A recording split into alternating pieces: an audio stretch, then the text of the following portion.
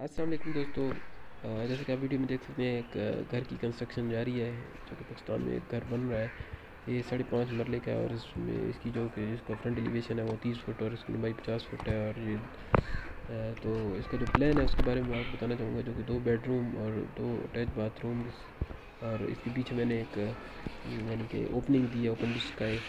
तो उसके बाद एक किचन है, किचन के साथ drawing room with attach bathroom है, इसकी भी मैंने ओपनिंग दी है, ओपन डिस्क का है, ताकि घर में हवा का अंदराज और अखराज हो सके। और इस तरह एक कार गैरेज है जो कि मैंने कार की लंबाई के मुताबिक बनाया है।